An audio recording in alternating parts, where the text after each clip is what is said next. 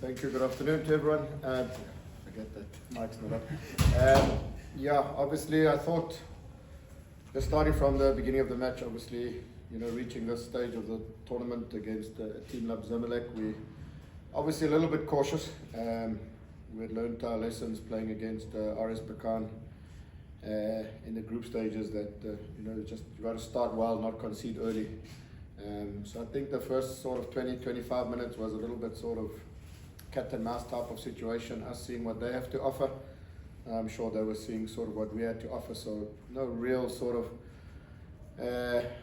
chances being created, but I felt from around about the 25th to half time, our players grew a little bit in confidence. I thought we started moving the ball a bit better. We started, realizing that, we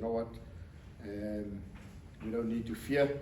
Not that we started the game with any fear. There was a good amount of respect, but I think they realized that, we're on the same pitch. We can do what we do well as Stellenbosch, and we got a good balance in that last 15, and got a couple of throw-ins, a couple of flick-ons from the throw, one or two maybe half chances that just didn't go our way. But I felt that the first half we went in feeling that we could come out second half and get a positive result. So again, second half came. I thought the first 20-25 we looked more likely to sort of score, but then when we made a couple of changes, the last 10 minutes, I think they got a bit of momentum. We made one or two errors at the back. It gave them a little bit of sort of impetus, and obviously they created a big chance, which was saved, a massive save from Sage, and then hitting off the post. So besides that, I didn't feel that like we were clinging on or like having to defend for our lives and clearances off the line, etc. I think that there was just a couple of moments that just maybe an extra pass or a bit of a better decision in the final third, we could have created a couple of better opportunities, got the ball into the box in better situations. But yeah, we also had our little half chances. So the main objective was always to go to Cairo having a chance. We didn't want to go to Cairo with the game sort of dead and buried, and I think not conceding a away goal. I believe the pressure shifts to Zamalek. I think with good preparation, now we know what we know, good analysis, and come up with a really good game plan to get a goal. Because as it is, whether they score one or not, even if they score one, we still only have to score one. So yeah, looking forward to it, relieved that we're able to showcase our ability as a team. And kudos to the South African teams. I think the last 2 days haven't conceded a goal. So hopefully, our brothers and Sundowns and Pirates can set the tone on Tuesday and get into a semi-final. We wish them luck, and we can at least go to Cairo believing that we have a chance of qualifying for the semi-final. Thank you, Coach. Members of the media, we'll start over there. Afternoon, Coach Nick Leeson for Super Sports. Heading now to Cairo for the second leg, how much of a factor do you think the home crowd in Cairo will play on the game? And is there any way that you can prepare your players for that kind of an environment? Yeah, I think it'll obviously be a bit of a different type of game, and a bit of, I think, you could see they were also cautious and weren't maybe too prepared to like really come out at us. I think they believe that not conceding at home, they'll be a lot stronger. Perhaps approach the game a little bit differently. But yeah, as Stellenbosch, we're used to playing away from home with big crowds, whether it's our own home game. So we've got to thrive off it. We've got to use the crowd to actually emotionally get us engaged. And we can't go there fearing, the crowd. I think we've got to use it as a positive and use triggers from the crowd to get us hyped and sort of alertness. Because most probably the crowd really get bubbly in that when they're on the front foot. And yeah, when you have the ball, obviously there's a lot of sort of whistling until the opposition will it back. So first time we've played with VAR, I'm lucky there weren't too many decisions that went there or our players stood still. So we've learned a little bit of that, and it'll be a nice learning curve for the players again in Cairo. Okay, let's go to the back. Coach, the previous coach, I think... Your name, ma'am? Oh, sorry. Ronaldo, SABC Sports. The previous coach almost ran away from admitting that the gap has really narrowed. If you look at these North African teams and how South African teams are doing in general, of course, Pirates and Sundowns have been at the highest level performance, which we spoke about briefly, shows that the gap really is narrowing, because anyone would have anticipated that Zamalek would come to South Africa to play a team that's playing in their debut season in the CAF Confederation Cup, and perhaps maybe relax a bit. Yeah, I think they can't run away from it. It has definitely closed. I think the final show is showing the way. Our national team, obviously the success that Sundowns and Pirates are having. I think Pirates, obviously they won their group. They showed a lot of dominance in that group stages, even over, a team like Al Ahly. So it's good. It's good for South African football. I think it's good that there is that sort of level of competitiveness from our own. And by us playing against teams like Pirates and Sundowns, I think it does prepare you a little bit for the level and caliber that you are going to come up against. So, initially beginning of the season for us to get past Sundowns in two home and away legs to get to the final of the MTN, it's given us belief that regardless of who we play, if we play well and we play to the way, to our full potential, we need not fear anybody. The only really team that showed real class more than us this season has been RS Berkane. And I think everyone can see they've won the Moroccan League already with 5 games to go, so they're a real quality outfit. But we learnt a lot from those games, and I think we applied some of that this afternoon. Coach, Adams Independent Media. Just in terms, we heard the coach speak about how tactically that you were good in the areas, but just from a personal point of view, when you come off against a more experienced coach and you come out on top like you did today, for you, what does it mean just to get the better of someone like that tactically, and your team walks away with a result like that? Yeah, sometimes it's my own downfall, but I'm an honest person. So I told the players, obviously you're coming up against Egyptian national team players. Zizou recently played for Egypt. A real quality, probably one of the best players in the Egyptian league, and you can name a whole lot others, 5 national team players, Jazeera, Tunisian national. So, I said, hey, you got to respect for what they are and they're doing. And then when I looked at the coach's CV, and he's got an impressive CV, having been at Real Madrid, Braga, Porto, Nigerian national team. So besides it being a challenge for the players, it's also a challenge for us. I just believe in what we do, and now it's like we know what we know. How better can we prepare from an analysis point of view?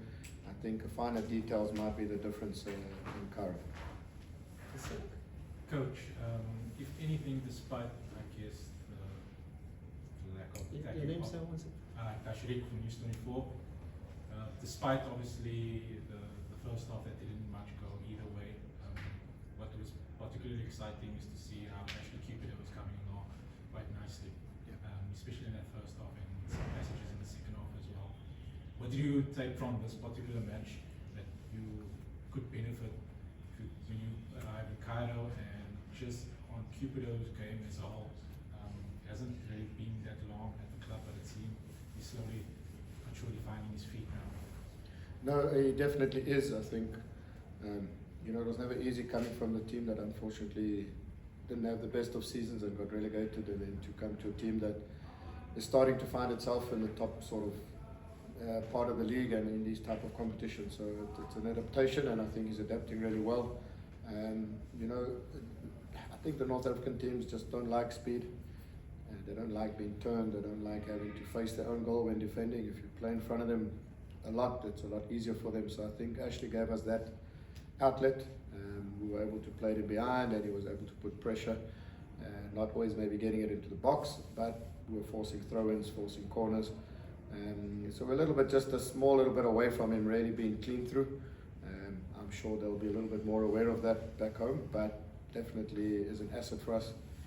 He's got pace, he's got power, he can finish, so happy that he's developing really well. Yes, sir. Coach Sandile from Go. Just, you were speaking of challenges, and I was thinking the challenges you've had with having the opportunity to play at home. Just being out here today, for the first time, for the second time, if I'm correct, in the competition, just how was it? Yeah, I can see we note you often because CAF are very strict. You must give name and question. I'm not used to it. No, it's obviously nice to play at home. I do believe that we played all our games more here. Would possibly more accustomed to playing these type of matches in Cape Town.